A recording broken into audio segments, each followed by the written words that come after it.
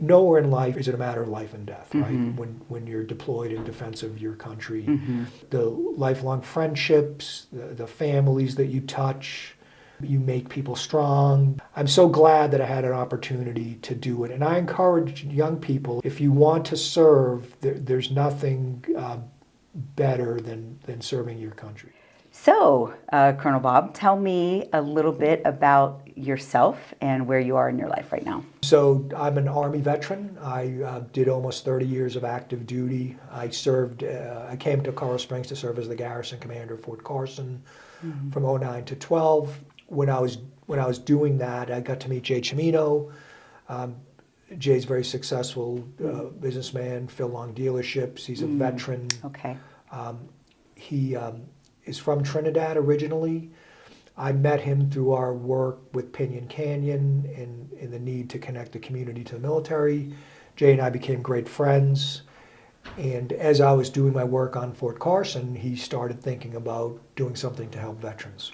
So he's the visionary that to me, what are you going to do when you grow up? Right. That's what everyone has to go through as they're discharging from the military. Like what, you're all grown up, but like now what are you going to do? Now I told him I was silly. I said, I don't want to sell cars. I should have got in the business. And he said, no, we'll do something to help veterans in Colorado Springs. He actually opened the Mount Carmel Health and Wellness Center in Trinidad in 2011. So in that center, it's his childhood church, Our Lady of Mount Carmel. He purchased it in 07, 100 years old, refurbished it, and right now they partner with a provider called Salud. It's their area. They do primary care, mental health, and it's a community center. Yeah. So it's beautiful in Trinidad. And he said, if you're up to it, Colonel, right? You need to get out of the Army, and we need to do something with the Mount Carmel brand in Colorado Springs. It was the farthest thing from my mind. I had orders to Afghanistan. I went to for my final assignments to serve as the Chief of Staff of U.S. Forces. Great opportunity to work with some tremendous leaders and kind of organize the support of the. I had one more assignment after that, and he basically told me, he said, I can't wait, you need to retire. So I asked my wife, I have 5 children, they're all in different elementary, junior high, and high school. And I said, look, what do you think of us staying in Colorado Springs? Because while I was deployed, they stayed here. And she said, look, you probably should try this. So I took a leap of faith. I shook his hand. I went and turned in my retirement paperwork. And I came back to Colorado Springs, purchased a home, and we started a nonprofit, which is quite a journey. Yes. And that was a little less than 10 years ago. Okay. So yeah, I didn't realize Mount Carmel had been around for that long. Yep. And you're really helping a lot of veterans. Yeah, it's pretty be in this, and I think you and I met probably 4 years ago. And just to meet great people like yourself that are doing this work and the partnerships that are in this community, it's pretty awesome. So I want to go back 30 plus years. When you went into the Army. Did you go in as an officer, enlisted? Tell me about where you were at that point in your life. So it was the Reagan era, mid-'80s. I commissioned. We're giving our age. I commissioned from the University of Massachusetts. I'm a native New Englander. And, there I was, 20 years old, 21. I've always been enamored with military service. Okay. My hometown is Lexington, Massachusetts, the birthplace of independence. Okay. Captain John Parker statue. People come from across. Passionate. Yeah, come from across the world to see the Lexington Green. You knew you were going to be an officer in the Army. There was always something in the back of my mind that said, this is a great thing to get into to serve your country. And then I woke up one day, I was a sophomore at school, and I said, what are you going to do when you grow up? And I went to the ROTC building, and the next thing you know, I was in a contract. In a contract, 2-year contract. I actually got a scholarship for 2 years, which was great to help me with my tuition. Yeah. And I loved it. I loved everything about it. I loved the teamwork. I loved the camaraderie. I loved the mission. I think I knew from that point on that this is what I wanted to do for my adult. The military experience is fantastic. There's good people. It's values based, and I, a lot of challenges in professional service, And I was proud of every minute of it. Yeah. Well, thank you so much for not only your service, but being passionate about the positive benefits of military service. Because I think sometimes, in the media and things that we're talking about culturally, we hear a lot of the negative. And it is so warming to my heart to hear someone who has served 30 years and loved it and is proud of it, and the camaraderie, like you said, and the values-based, you don't get anywhere else. So you're right. There's nothing like, nowhere in life is it a matter of life and death, right? When you're deployed in defense of your country, the lifelong friendships, the families that you touch, you make people strong. I'm so glad that I had an opportunity to do it. And I encourage young people, if you want to serve, there's nothing better than serving your country. Yeah, love that. Tell us a little bit about your deployments. I know you've had various, and I'm sure they're all different in ways. So I think the most important thing when people ask me about deployments, it's about what young Americans, men and women, do in very harsh conditions and harsh circumstances.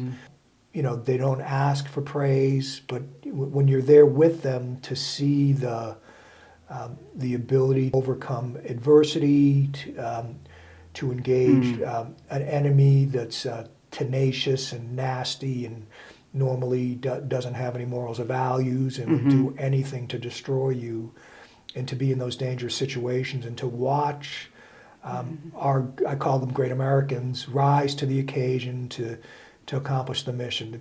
There's nothing like it. Yeah. And the privilege. I'm getting to lead goosebumps them. as you're. I have never, served in combat, but that passion around that story, the connection and growth. I talk about this when I talk about children and their development, mental health development. I say stress is growth. Yeah. We try to our kids against stress and these things you as a person it can be in positive ways. And I think I love that you're bringing a very positive twist to even something like deployment.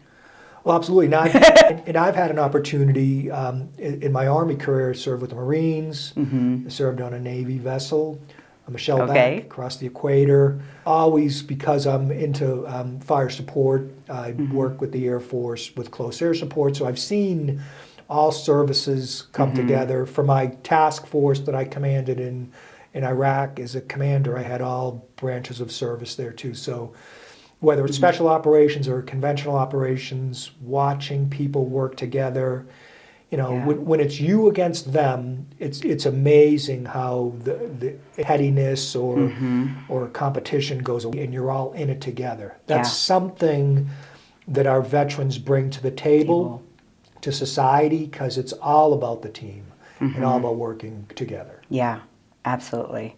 So Embrace the Journey is about, we're all on a mental health journey, right? And including, if there's not an actual diagnosis. Tell us about your mental health journey, of how you found your strength, what kind of things that you did. We can imagine that you have seen horrible things. War is not a pretty place, right?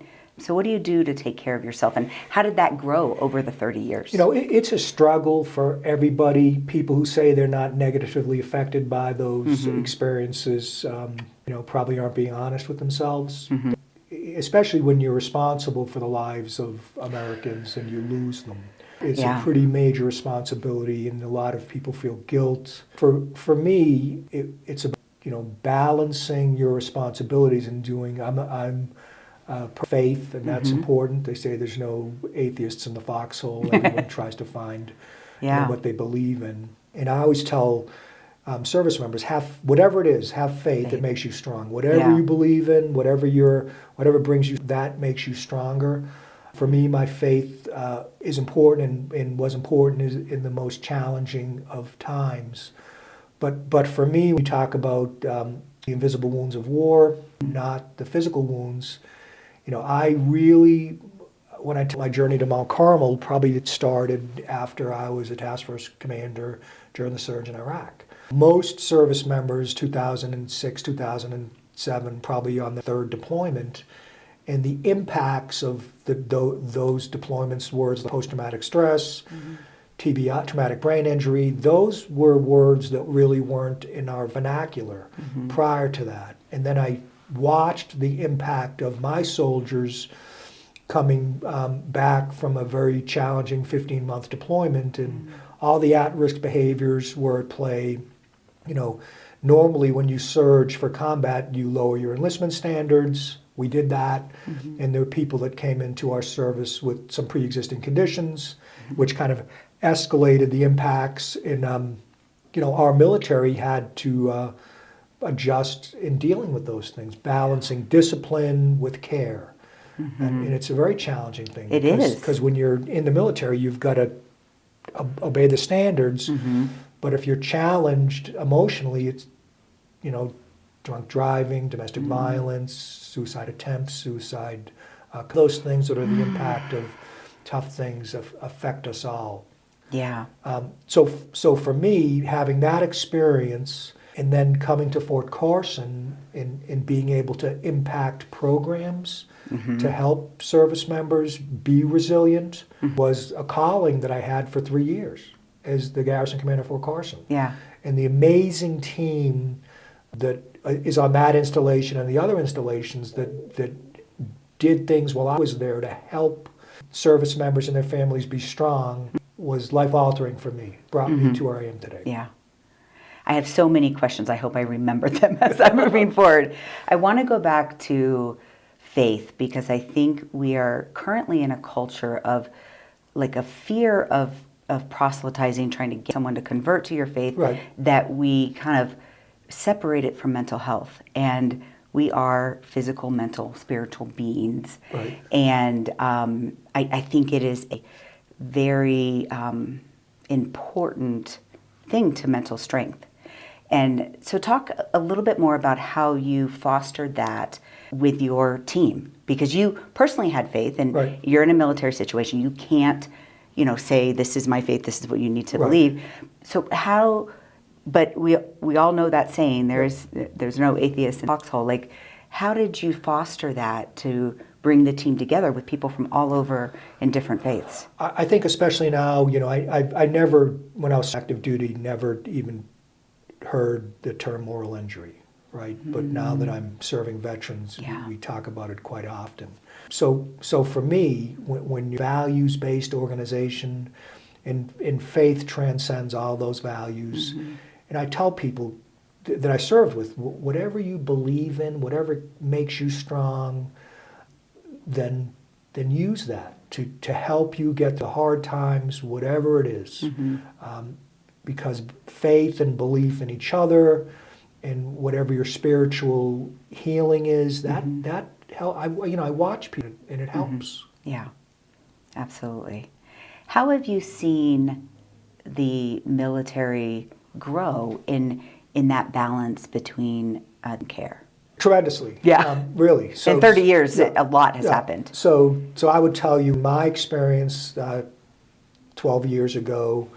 It was hard to, because you want to have, and what we're doing is it was a kind of a one strike, you're out mentality, which is difficult because sometimes you don't know the underlying cause of the behavior. And what I've watched from being on the outside is our military, all services, especially in this region, try to look at the whole person. You still have to be disciplined, but you got to make sure the family and the service member are fine. That's why the term resiliency, that entered our vernacular probably in 08, 09, how to build a resilient force. On Fort Carson, one of the last things I did before I deployed with my team is open a Resiliency Center, mind, body, and spirit, to allow people to be screened from head to toe, to figure out what their needs are and make them physically and emotionally strong. The two are connected, right? Yeah. Right, good doctor? Yes, yes. From head to below. Absolutely. So those things, probably the most important is lowering the stigma of asking for help, whether you're a service member or a first responder, people in the community. When I talk to some of the team that I work with, I'll say to them, help, and then I'll say it again, help, and then I'll say, how does it make you feel? And people will say, it makes me want to help you. Right. And I said, that's true. We, as humans, we naturally want to help others. However, on the flip side, especially in our veteran community, we're hesitant to ask for help. Because we're natural leaders also. Yep, and we look at it as a sign of weakness. And it's really not. Because if people are built to help, and I always tell them, don't be afraid to ask for support, especially if you don't feel right, you have a challenge. Because there's so many people out there that want to be supportive. Probably the biggest thing in the behavioral health community in the last 5 years is peer coaching and peer counseling, right? I tell my team, they don't have to go to our center, our counseling center to get help. When people want support, they want it now. They want to talk to someone who cares. They want to know, what leads people to the darkest place is loss of hope. Yeah. And we're in the business every day of providing hope. Not necessarily where there's hopelessness, but where there's a little bit of despair. Yeah. I'd love to train your peer counselors in the Mentally Strong Method. How many do you have on staff now? So 40. 40 peer counselors. Staff members. Oh, okay. And so, just like the Marines, I love the Marines. I served with them for 3 years. Every Marine a rifleman, right? I tell my team, everybody on staff's a peer coach, right? You have to be trained in how to disarm people when they're escalating. You've got to know how to be a good customer servant. So we do routine training on all those things to make sure the staff knows how to help people that are in need. Good. That's exciting. So let's talk a little bit about PTSD. It's a problem, right? Military members, that especially ones deployed, end up experiencing trauma, but not everybody results in PTSD. I have a theory, but I want you to go first. So it's very interesting.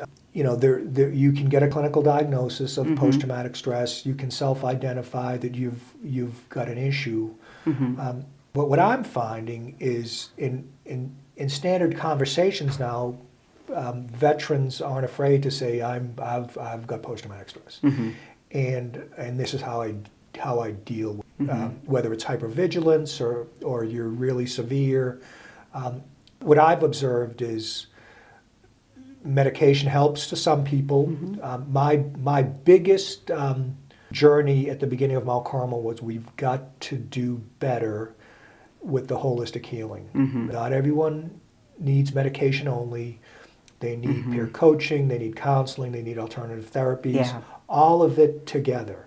Marijuana, right? People will say, you're a career Army officer, how can you think that marijuana is good for anybody? And what I tell people want to stay away from it, right? What I tell anybody who's in healing, whatever helps you be better, as long as you're under the supervision of a doctor that's recommending these things, then that's the way to go. Especially in a state like Colorado, I'm not a big fan of people just using recreational marijuana because they say it heals them. That's just equine therapy, art therapy, and that art therapy has proven to be very, very effective. So what I try to do is if someone identifies with combat stress, post-traumatic stress, hypervigilance, is guide them with the right supervision to whatever makes them strong, mentally strong. Yeah. Right? Like, I'll tell you my story. So I've been on a self-development journey for 20 plus years. I'm a psychiatric nurse practitioner. I'm always in this, thinking through the space of psychiatry and psychology and, physical, mental well-being. And I went through very traumatic grief over a period of time, and losing 3 kids over a period of time. And my son was very sick with, in and out of the hospital, trauma after trauma. And I didn't have PTSD. I had, so after my daughter died, which was kind of the final straw, like of everyone has what they can handle, right? And so I lost a son in 2005, another son in 2016. And then when my daughter died in 2021, I was doing what I could to keep it together, right? And I have lots of skills. I have lots of coping skills. And so, it's important that this can happen to anyone, even if you have all the skills, right? And I went to the Amen Clinic. Have you ever heard of them? They actually do scans of your brain to give you a diagnosis. And I did it for my grief documentary to see if there was like a change in your brain related to grief. And the doctor just looked at me and she's like, your amygdala, which is your stress center, is on fire. I mean, it literally was 10 times. She's like, this is not grief, this is PTSD. Right. And just someone else seeing it with objective data in front of them, right? Because I know how to diagnose PTSD, right? This is what I do for a living. It just hit me like a ton of bricks. Like, oh, I do have PTSD. And I have to stop responding in that kind of trauma response. And I think, we talk about soldiers and sailors volunteering for redeployment. Right? And I think that some of it's like, oh no, this is where in that environment of stress. So talk to me a little bit about, kind of people who volunteer for redeployment. What do you think that is doing to that stress response? Well, especially in my peak time of service post 9/11, and watching you're so on the mission and what's next that when we did we call it where you deploy, return, recover, deploy again. The Army so much about how do you bring somebody from a combat situation back to redeployment with their families, gearing up again. So there was a lot of... what was that turnaround? A dwell time that we tried to do to the best of our ability was about a year between deployments. And that didn't always work perfectly. To start counseling people before they left theater, that we started, dealing with that. When you talk about faith, the chaplains really were integral in helping our service members. And then I think what we learned, the negative behaviors start 90 days after deployment. So you have to be vigilant to watch how people are, how they're acting, how to keep them strong. And the goal is, whether you're physically challenged through a combat wound or mentally challenged, how do you get the opportunity, if they desire and they can still deploy, to do that? We were very dealing with physical wounds, and then we grew into how do you deal with people's emotional well-being, get them healing. In many of the MSs you can't be medicated to serve, but what are the other things that can help service members if they desire to stay in and be able to.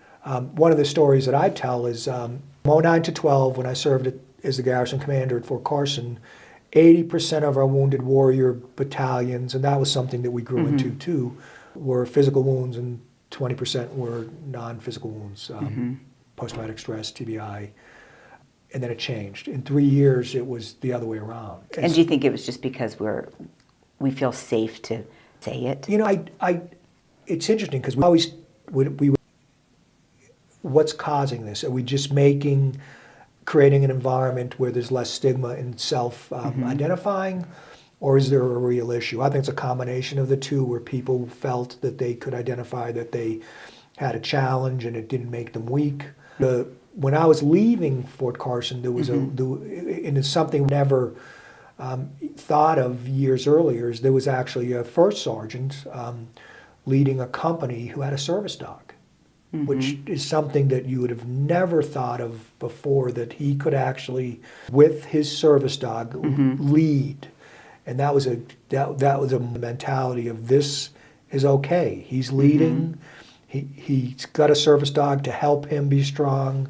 And I always say that's a 3-year span in what I watched helping build resiliency in the force. You literally are the evolution of the military. It's kind of interesting because I see it from a unique perspective because in that time frame years ago when I had to do that for 3 years, and then I went to after for my last deployment, got right into the business of helping people in transition and veterans. I'm invested in wellness and helping. Yeah. It's been a great journey for me to be able to do this. Yeah. Tell us a little bit about that transition and what Mount Carmel does for people. And I can tell you, even I just had a conversation this morning with my sister because I am nervous about I'm applying for early retirement based on this PTSD diagnosis, and I'm nervous about how I'm going to be treated, if I'm going to be judged because it wasn't combat related, and just different things. Which this is what I do. I'm vulnerable, and so tell us about this kind of transition out and what Mount Carmel does for veterans. Well, it's awesome, right? Because when I look at people that transitioned a while back and they said, "I wish I had this to help me." When you study vulnerability, first year, the first year of transition is hugely important because if someone's going to spiral because of something negative, it's really at the beginning. Like you come out of a mission-focused, great, values-based organization, Army, Navy, Air Force, Marines. When you look at somebody in service, in a minute, you know how much experience they have, what their name is, what their background is, and it's a culture that you know by looking at somebody who they are, what they've done based on their uniform, their rank, if they're wearing dress uniform, their ribbons. So there's a comfort there in self-identifying who's on your team, what they've done, and then all of a sudden that is gone. What I've learned is that's the hardest transition out of civilian. You don't know, right? And what's the values of that person? But what I've learned on a good side is organizations in this community, especially, and many are veteran-led, veteran-owned. There's a teamwork in the organizations that culturally understand veterans. So for me, how does Mount Carmel help that situation? When I had the opportunity to do this, I'm like, okay, how do you figure out what's needed? You ask the people. So they told me in this community, Colorado Springs is very unique, very large veteran population for the capacity of the people that are in El Paso County and Colorado Springs. And I went around and asked people because I had a vision of what I wanted to do, and they said, look, if you're gonna help people, you need education, counseling, and assistance. You need to do legal counseling and assistance, benefits counseling and assistance, links to housing, and financial counseling and assistance. That's what they said. So, and you do job as well, vocational. We did, but not at the beginning. Okay. So when I came at it, I said, okay, I will build a community that does supportive services. That was my initial model, and learned as we built partnerships in each of those areas, and then I learned quickly we've got to have in-house case management. We built case managers, and then I was fortunate enough in the first 3 months of starting the concept to get a existing program that was funded by the Coors Foundation through Aspen Point. Jonathan Liepert, who runs the Better Business Bureau now, and Stacy Burns were running this program, and they met with me and said, our company doesn't want to do this anymore. We would like to turn it over to you. Okay. And that put me on I was thrilled because, I realized how important that is to do what they labeled as peer navigation, to transition into meaningful employment. So we've grown that program since 2015 to the current day. How were they funding it, and then how did that transition happen for you? So the Coors Foundation 100% funded the program. Good. And then and you know, they're like any other foundation. We're going to give you some money now, but then you're going to get it on your own. So we went from 100% to 2/3 to 1/3. I think we went 1 year with no funding from the foundation. Okay. And then, you know, we found other grants. And now the Coors Foundation, Carrie Tynan, who's Pete Coors' daughter, who runs the foundation, always comes to see us, and the board always provides us some funding for it because it's such a good program. And so I got transition and employment, I had services, and then through my own transition, I watched the process going through the VA or vet, and you know, it was, you know, a lot of vets with help, and I watched the way the model was to medicate first, and that's okay, right? If that's the model, what I you know, I did a little assessment. I said, okay, if I'm starting this Veteran Service Center, we've got to do better at holistic care. We've got to do counseling. We've got to do alternative therapies. Does the VA pay for your, because I know you have licensed counselors on staff, and you've got a robust program? We have a very strong relationship with the VA in this region and throughout the state. Have not received VA funding for our programs. It's something I'm always looking at because the VA has opened the Fox grant nationally. But I mean, like fee for service, like getting paid for each visit. Are your counselors getting paid for each visit? So we built it low barrier. So I said, look, we want to make this easy to get care. And I think you know as well as I do, in anything, any exchange of service, having a little bit of ownership is important. So we started out with not a copay, but a small fee for service. And then if someone couldn't afford it, we got some grants to help pay the service. So the VA is not referring you people and you're counseling them, and we could do this offline, but we got credentialed with the VA, and then they wouldn't send people to us because we have a different approach and we're using counselors. So maybe we could partner so some of that so that we could bill that they're doing. Some of that's a challenge. We have not. We don't have a fiscal relationship yet, but a good partnership. Okay. So I'm always looking at what are the options. We do take some insurance now. Okay. Unlike you, we see about 150 clients a week. Okay. That's still a lot for your organization. The other good thing about this is it's interns. So I just met with today. They're very passionate. They're all going to the schools across the state, getting practical experience at Mount Carmel, and we have a very high success rate. And most of them are veterans themselves. People would say, somebody coming for counseling doesn't want to see an intern. Somebody coming for counseling wants to see someone who cares. And the interns are very capable, and it ties into the peer coaching, peer counseling. So I like the model because we're building cultural competency. Yeah. Kirsten Belair, who I'm sure you've met, has done amazing work. She's been with us for 7 years, and she's anchoring the program with some others. So we want to grow it. We want to be part of a bigger picture. If someone needs help, they need it today, not tomorrow, not the day after. I started a gateway program about 5 years ago where I have full-time employees that just do nothing but connect with partners. I need, because I don't believe that there's not enough care out there. Right. I believe that it's funding it and connecting it and absolutely. Connecting somebody to the need today or tomorrow, not next week, next month. But I've heard that over the years. It's a desert of behavioral health support. And I say, look, it's really not. There's some great providers, and more is better. And working, get somebody connected to the things they need is usually important. Yeah. Got some ideas for connection too. But anything else you'd like to tell our listeners just about the military community and maybe what people could do if they know someone who might be struggling?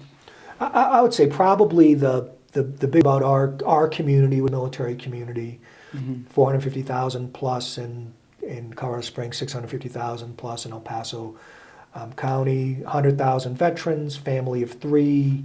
I mean, basically, when you're out there in the community, you're touching 2/3 of military, either active or veteran. I never hear now, and I would 10 years ago, hey, if I hire a veteran, they're going to have PTSD and they're going to go postal. I mean, and I would hear that, Yeah. and you don't hear that much anymore. Just like any other member of our society, some people are strong, some people are not. There are homeless veterans. There are veterans that have made mistakes. I would say, by and large, if you connect with someone who has military service, you're connecting with someone who understands the value of team, who understands the value Discipline and value that we talked about. teamwork, Absolutely. commitment. We make our daily challenge is to make sure that we're connecting people who need support with people who provide support, people who need a job with people who can provide a job, and it works pretty good. Yeah. In the culture. Well, you're like famous in town. I mean, everybody knows Colonel Bob and what you're doing in this community. I'm just proud to do it. There's such a good, my wife and I are both from Massachusetts, and our families are there in New England. And every once in a while, I'll pinch myself. Here we are in Colorado, but it's really home because of the people in this community like yourself that care, that are all working together. It's very to be able to do this. Exciting. Well, tell us what we can do for Mount Carmel. Do you have any events coming Sure. up? Do you take volunteers, donations, those kinds of things? So for us, there's three things that I ask. Okay. The three. Number one, since we have a variety of services, we want nobody to fall through the cracks. When I built the culture, that's the most important thing. That if someone needs help, that they know that we are an option to get the help. It breaks my heart to know that somebody might have spiraled and completed suicide because they lost hope, and we could have helped them. On the flip side, it makes me very happy when we can help people. So that's number one. That we have so many resources in the community that really nobody should fall through the cracks. So that's the most important thing. Number one. Number two is. Everyone has a superpower. You obviously have a tremendous superpower, right? We want to make sure that if someone out there is wondering how they can connect because they have something to offer, whether they do an alternative therapy, whether they do massages, whether they want to read books to kids, whatever it is, if someone has something that gives them passion, I want to connect them to be able to do that and deliver to help people. And then, of course, the engine can't run without fuel and oil. And we always, since we're a nonprofit, the way we're funded is through grants, through private donors, through individual donors. So we always welcome fiscal support. We had a done 3 years ago that said every dollar that comes to Mount Carmel, $2 go out to the community. Very detailed study on social impact. So you've been able to multiply it. Yeah, and it's all, what's the impact? How do you prevent homelessness, placement? So for me, those are the three things. We're at 530 Communication Circle. We like to get volunteers. 772-7000, 719-772-7000 is our number. Okay. And if they just call the number and somebody will be able to guide you through whether you need help or you want to offer services or get connected in some way. And our webpage is veterancenter.org, and that's pretty easy to navigate. And all that will be down in the description of the YouTube. So those are the key things, the three things that I always ask people: help, partner, provide resources. Yeah, and I'm going to get more involved too. We talked a couple of years ago, and we had some big plans, but Yeah, and we should. definitely. I'm hoping that we're referring to you already. Yeah, So that's something I'm that I'll do a double check on. Yeah. Well, thank you so much. This was great. Honored to do it. Yeah, you're an amazing person. I'm with an amazing person. Yeah, appreciate it.